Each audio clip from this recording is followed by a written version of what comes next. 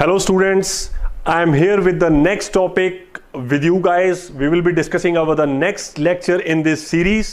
और मैं आपका केडी सर और एक पैशनेट टीचर पैशनेट स्टूडेंट्स के लिए मैं लाता हूं बिल्कुल क्लियर और कॉन्सेप्चुअली टाइट लेक्चर्स आपके लिए, जिसमें किसी प्रकार का हम कोई भी ट्रिक नहीं छोड़ेंगे और सारी चीजों को इतना आसान पढ़ेंगे कि याद करने की हमें जरूरत नहीं पड़ेगी. Okay, and do subscribe to the channel, बिल्कुल ना भूलें. और उसमें let us know without wasting the time. देखिए इसको पढ़ना क्या है. Okay, so two body system को हम एक पढ़ना है सिंगल बॉडी प्रॉब्लम में.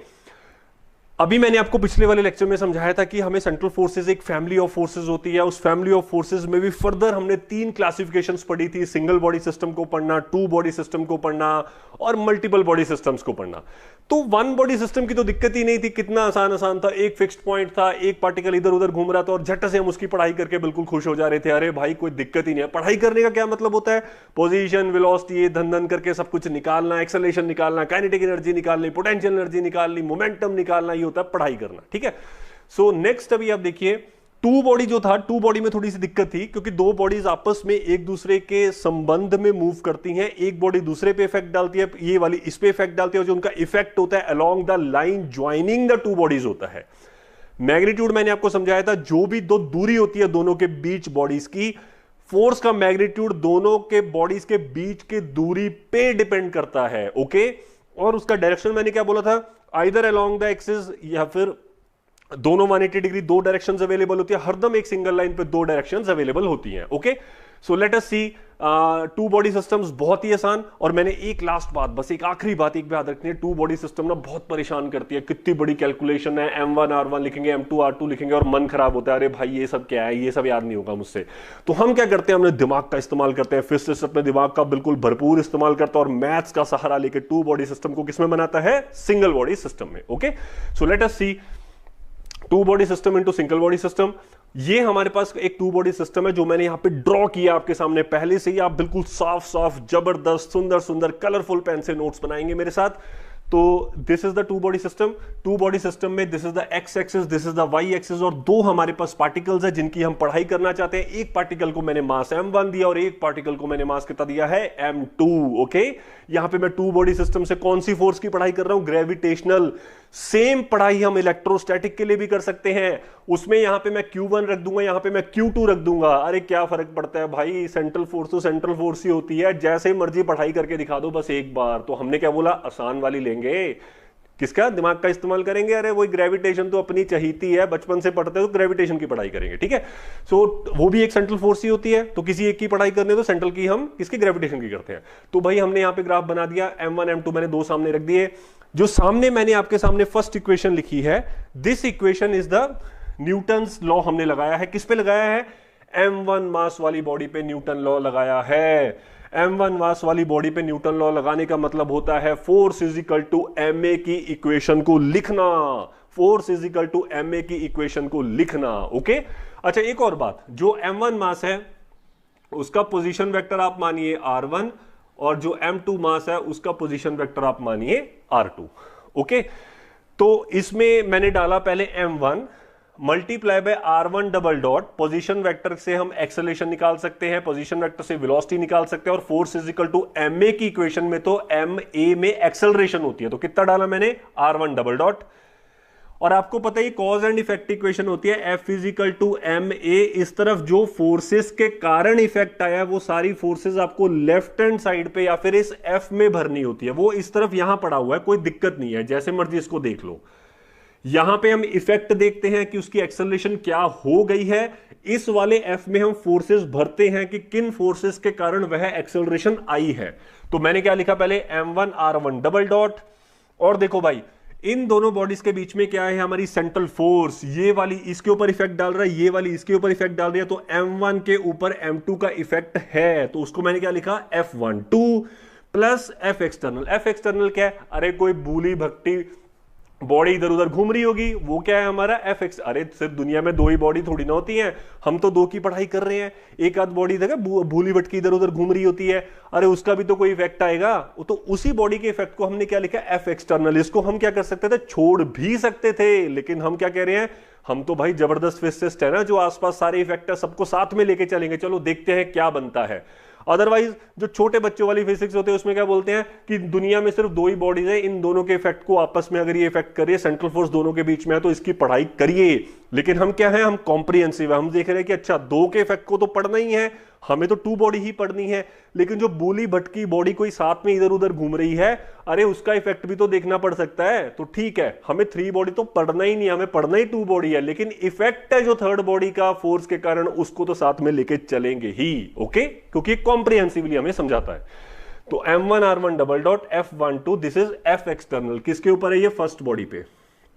किस पे है जी, ये फर्स्ट बॉडी पे। Similarly second equation M2R2 double dot M2R2 double dot is equal to F21। F21 का मतलब होता है force on the second body due to the first body. Okay, force on the second body due to the first body, ये हो गया 2 के ऊपर 1 का इफेक्ट, और एक जो भूली भटकी बॉडी घूम रही है उसका इफेक्ट कहां पे है, F एक्सटर्नल में, तो ये मैं लिख देता हूं 2। ओके, तो आपको ये बिल्कुल याद रखना है, बहुत ही आसान, कोई सोचना ही नहीं था, न्यूटन लॉ धनाधन लगाने हैं। और क्या याद रखना है आपको, F12 is equal to F21 not constant force. बहुत बड़ी बात है, अरे भाई आपको पता है इक्वेशन तो सॉल्व भी हो गई थी, टू बॉडी प्रॉब्लम सॉल्व कर ली थी। प्रॉब्लम सॉल्व करने का क्या मतलब होता है, F is equal to M A लिख देना, F is equal to M A तो लिख दिया था हमने, तो खुश होके घूम रहे थे, अरे भैया मैंने प्रॉब्लम सॉल्व कर दी, क्या बात है क्या बात है। अरे भाई दिमाग खराब हो रहा है, एक इक्वेशन ये, एक इक्वेशन ये, कितना गंदा सा यहाँ पे यहाँ पे कितना गंदा सा F एक्सटर्नल है, यहाँ पे R1 है, यहाँ पे R2 है, यहाँ पे F12 F21 है। हे भगवान, मैंने तो सिर पकड़ लिया, कैसे सॉल्व करूं, इक्वेशनें मिलने के बाद भी तो कुछ भी नहीं हो पा रहा है, सिर दर्द हो रहा है देख देख के, कैसे सॉल्व करें। तो क्या किया हमने, वैसे तो दीज इक्वेशंस आर सफिशिएंट, ये मैंने जो सॉल्व करना था यहां से शुरू कर सकता हूं, इक्वेशनें तो मैंने लिख भी दी हैं, इसकी इंटीग्रेशन करिए। लेकिन क्या हो रहा है, परेशानी, हे भगवान इंटीग्रेशन, मैं तो चला भाई साहब, मेरे को तो गोली दे दो, मैं तो हॉस्पिटल में भर्ती हो जाऊंगा, मुझसे नहीं होगा ये सब। ठीक है, तो हमने क्या किया, तरीका देखो भाई, F12 is equal to F21, ये दो फोर्सेस हैं और ये कांस्टेंट नहीं होती है, नहीं भी होंगी ऑब्वियसली। दोनों क्या होती हैं, F12 और F21 दो पार्टिकल्स एक दूसरे की इफेक्ट के अंदर घूम रहे हैं, तो एक पार्टिकल थोड़ा दूर जा सकता है, दूसरा दूर जा सकता है, थोड़ा टेढ़े जा सकते हैं, एक दूसरे को धक्का मार सकते हैं। जैसे सूरज के आसपास हमारी अर्थ घूमती है, अर्थ के आसपास हमारा मून घूमता है, उनकी जो दूरी है लगातार चेंज होती है। सूरज और अर्थ से जो दूरी फिक्स नहीं रहती है, थोड़ी चेंज होती रहती है, क्योंकि ऑर्बिट हमारा प्योर सर्कल नहीं है, एलिप्टिकल है। तो इसका मतलब ये हुआ, अगर दूरी चेंज होती है तो पक्का और पक्का सूरज और अर्थ के बीच में या फिर अर्थ या मून के बीच में दूरी चेंज होने से लगातार सेंट्रल फोर्स का मैग्नीट्यूड चेंज होता है। इसका मतलब क्या हुआ कि जो F12 और F21 है, ये दो फोर्सेस हैं, ये कांस्टेंट नहीं है। बॉडी एक दूसरे से दूर इधर उधर जाती रहती है इफेक्ट के अंदर। तुमने किसी को जोर से थप्पड़ लगा दिया, दूर भाग जाएगा, अरे भाई ये तो कैसा आदमी है, इसके पास नहीं मैं जाऊंगा, तो दूर चला गया। तो इसी तरीके से ये दोनों फोर्सेस कांस्टेंट फोर्सेस नहीं है। कैसी हैं ये, हमारी वेरिएबल फोर्सेस हैं, जो कि समय के साथ बदलती हैं, क्योंकि पार्टिकल्स एक दूसरे से दूरी कम ज्यादा करते रहते हैं। ओके, सो ये बहुत टफ मैथ है ये सॉल्व करने के लिए। उसके बाद हमने तरीका, अब तरीका चालू होता है। हमने क्या किया, ये मैं m मिटा देता हूं, मन में रखिए कि नीचे वाला 1 है, ऊपर वाला 2 है। 2 से m को जाने वाले वेक्टर का मैंने नाम रखा r। ये तरीका है, ट्रिक शुरू हो चुकी है, ट्रिक। 2 से 1 में जाने वाला वेक्टर का क्या नाम रखा, r। वैसे तो वेक्टर मुझे इस बॉडी से इस बॉडी तक बनाना चाहिए था, मैंने थोड़ा हवा में बना दिया ताकि मिक्स होकर डायग्राम गंदा ना हो जाए। ठीक है, तो ये आपके सामने बन गया जी। अब देखो, इसको मैंने क्या बोला, r vector, this is r1 is r। ये तो बचपन का है ना, वेक्टर की जो दिशा होती है, वेक्टर की जो दिशा होती है, जिस तरफ को वो वेक्टर जाता है वह पहले लिखना होता है, उसके बाद दूसरा लिखना होता है।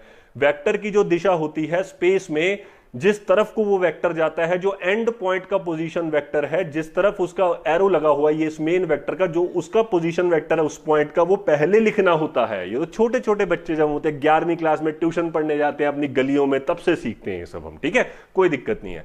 तो क्या लिखा, r vector is equal to r1 minus r2। Okay, अब उसके बाद क्या किया, उस ट्रिक में थोड़ी सी बढ़ोतरी की हमने। क्या किया, m2 मल्टीप्लाई बाय 1,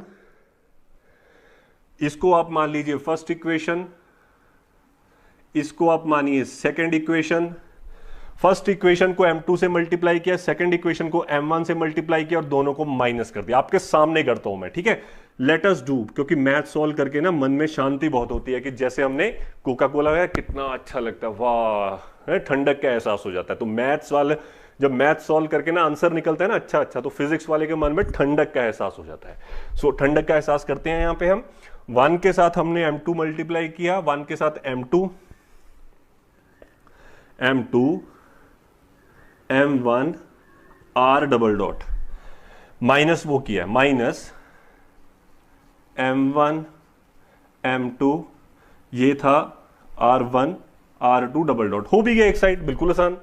अब दूसरी साइड देखो भाई, 1 के साथ आपने m2 f12 minus m1 f21, ये खत्म हो गया, plus m2 f1 external minus m1, मेरे साथ लिखिए, मुझसे पहले हो जाना चाहिए आपकी कॉपी में, f एक्सटर्नल। खत्म भैया, खत्म हो गया, परेशानी खत्म हो गई। कुछ नहीं, माइनस करके लिखा, सिंपल, ठीक है।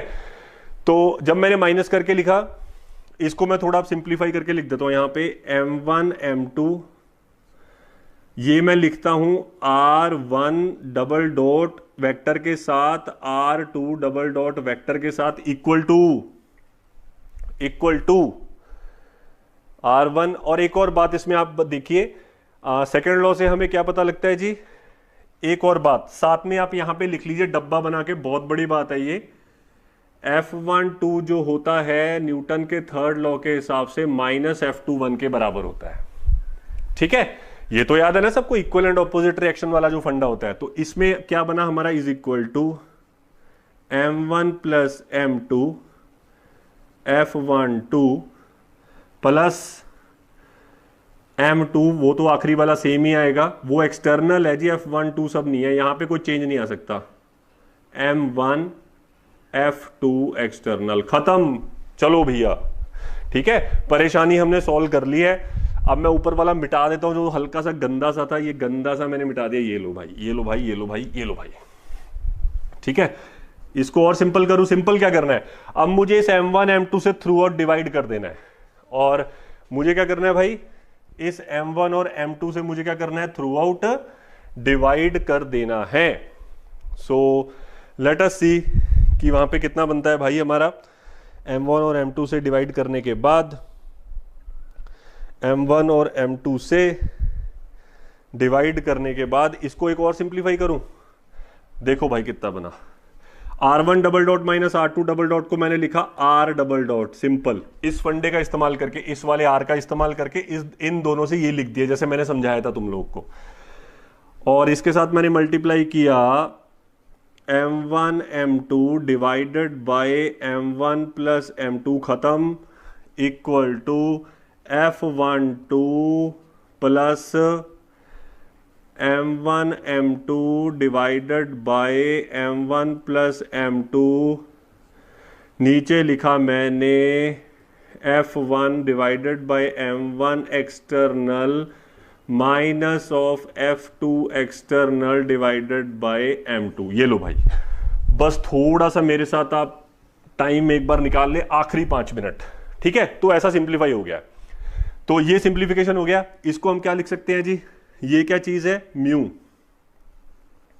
रिड्यूस्ड मास। ये क्या चीज है जी, म्यू, ये है रिड्यूस्ड मास। यहां तक क्या हमारा माइनस की प्लस था, कितना था भाई कितना था दोस्तों, प्लस था, ठीक है। चलो जी, यही हमारी मास्टर इक्वेशन थी जिसको हम निकालने के लिए इतना परेशान हो रहे थे। इस इक्वेशन को हमें आगे करना है। केस 1 देखिए जल्दी जल्दी, F1 external is equal to F2 external अगर 0 हो जाए, अगर तीसरी बॉडी हवा में उड़ती उड़ती नहीं है तो यह सब 0 हो जाएगा। तो क्या इक्वेशन बन जाएगी हमारी, mu r double dot is equal to F12, ये सब खत्म हो जाएगा, ये इक्वेशन बन जाएगी। अरे वाह, मन को शांति मिल रही है। कितना मुश्किल था और कितना आसान बन गया, कितना मुश्किल था और कितना आसान बन गया। 2 bodies change into single body, और वो सिंगल बॉडी में फोर्स हमें लेनी है F12, और उस सिंगल बॉडी में हमें जो मास लेना है, वो लेना है म्यू। म्यू का मतलब होता है m1 m2 divided by m1 plus m2। Case 2, फटाफट केस 2 में अगर आप माने कि थर्ड बॉडी बहुत दूर है, ये सन था और हमारा मन था किसको पढ़ने का, इसको आप वन मान लीजिए और इसको अर्थ मान लीजिए। अर्थ और मून सिस्टम को हम पढ़ना चाहते थे, लेकिन एक सन था जो बीच में टांग अड़ा रहा था अपनी, और हम दोनों सिर्फ इसको पढ़ना चाह रहे थे। तो this was the third body जो प्रॉब्लम क्रिएट कर रही थी, जो एक एक्सटर्नल था। लेकिन मैं कह रहा हूं कि जो सन है इन दोनों से बहुत दूर है। जब सन बहुत दूर होता है तो R1 और R2 है जो ये ऑलमोस्ट बराबर होते हैं, क्योंकि बीच का एंगल बहुत कम होता है। ये खास बात याद रखनी है, जब चीजें बहुत दूर होती हैं तो अगर भले थोड़े एंगल में दो चीजें पड़ी हुई हैं, हम उनको ये नहीं कह सकते कि उनके R1 और R2 अलग है, क्योंकि बहुत दूर है। एक करोड़ किलोमीटर और 1 करोड़ 2 किलोमीटर में कोई फर्क नहीं होता है, दोनों 1 करोड़ ही माने जा सकते हैं। तो कहने का मतलब आपने कितना लिया, R1 is equal to R2। अगर सन बहुत दूर पड़ा है तो अर्थ की और मून की दूरी सन से बराबर ली जा सकती है। तो ऐसे केस में हमें इसको सिंप्लीफाई करना है।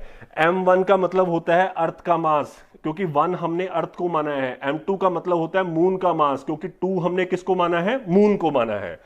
तो F1 बाय m1, ये F1 एक्सटर्नल वाला है जी, ये कितना लिख सकते हैं। और F1 आपको पता है कि ये किसके कारण है, एक्सटर्नल फोर्स सन के कारण है। थर्ड बॉडी जो प्रॉब्लम क्रिएट कर रही थी। तो G अर्थ का मास, सन का मास ME, क्योंकि 1 वाला जो अर्थ के लिए है। ओके, और नीचे क्या लिखना है आपको, R1 का स्क्वायर।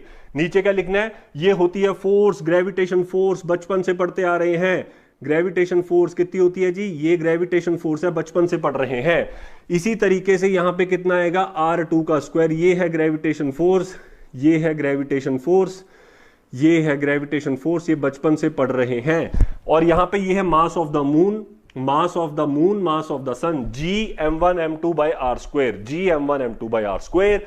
इनकी कैंसलिंग कर दी आपने, ME की कैंसलिंग कर दी आपने, MM की कैंसलिंग कर दी, ऊपर नीचे कैंसलिंग कर दी। अरे वाह, ये तो सेम आ गया, अरे वाह, ये तो सेम आ गया। इसका मतलब ये हुआ सेकंड केस में भी हमारी इक्वेशन कैसी बनी, mr double dot is equal to F12। Okay, वाह वाह वाह, कितनी मुश्किल इक्वेशनों से चालू हुए थे और 2 केस डिस्कस किए, दोनों में हमारी सेकंड इक्वेशन कैसी बन गई, ऐसी इक्वेशन बन गई। मान लो एक सिंगल बॉडी घूम रही है F12 फोर्स के अंडर, और वो सिंगल बॉडी का मास कितना है दोस्तों, उस सिंगल बॉडी का मास है reduced mass. So this is equal to 2 body system को सिंगल बॉडी सिस्टम में चेंज करने का तरीका। ठीक है, मैं इसको मिटा रहा हूं, इसको मैंने मिटा दिया, बन चुका है। एक आखिरी बात, आखिरी 1 मिनट, आसान इक्वेशन हमारे पास आ चुकी है। आगे एक और आप बात लिखिए, इस R को या फिर इसको कहां से नापें। भाई कहां से नापना है याद रखना है आपको। क्यों याद रखना है ये, क्योंकि आपको 2 बॉडी के लिए सिंगल बॉडी इक्वेशन ये सॉल्व करनी है, लेकिन उसमें R भरना है। R हमने देख लिया था, हमें क्या करना है, R एक तरफ। भाई अब हवा में इस चीज को पढ़ने का क्या तरीका है कि एक हवा में आप R वेक्टर बनाइए, एक तरफ आप उसका ओरिजिन मान लीजिए और दूसरी ओर आपको रिड्यूस्ड मास नामक एक भारी बॉडी रख दीजिए। अब ये हो चुका है, और ये जो यहां फिक्स्ड पॉइंट से उस पे मास पे फोर्स कितना लग रहा है, F12 नामक फोर्स लग रही है। तो ये हो चुकी है 2 body problem single body problem में चेंज, ऐसा हो चुका है। एक ये जो फिक्स्ड पॉइंट है ये क्या ले, बस ये नहीं समझ लग रहा। अब इसको ना सोचे वो मन में ऊपर मैंने डायग्राम, नहीं, इस फिक्स्ड पॉइंट का क्या तरीका होता है, इसको हम लेते हैं सेंटर ऑफ मास दोनों बॉडीज का। उस सेंटर ऑफ मास को फिक्स्ड पॉइंट मान के इस R को नापा जाता है। अगर R वहां से नप रहा है तो 100% R डबल डॉट भी वहीं से नपेगा, और ऊपर जो मैंने पार्टिकल लगा रखा है वो है म्यू मास का।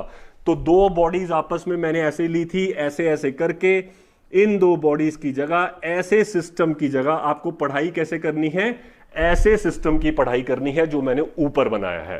तो R या R डबल डॉट को कहां से नापना है मैं मिटा देता हूं, झटाझट अपनी कॉपी में लिखिए। कहां से करनी है जी इसकी पढ़ाई, आपको सेंटर ऑफ मास से इसकी पढ़ाई करनी है। Okay, this is very important. ठीक है, तो आगे ये होता क्या है, आखिरी बात, this is the last thing, 30 seconds. 2 body problem को सिंगल बॉडी प्रॉब्लम में चेंज कर दिया है।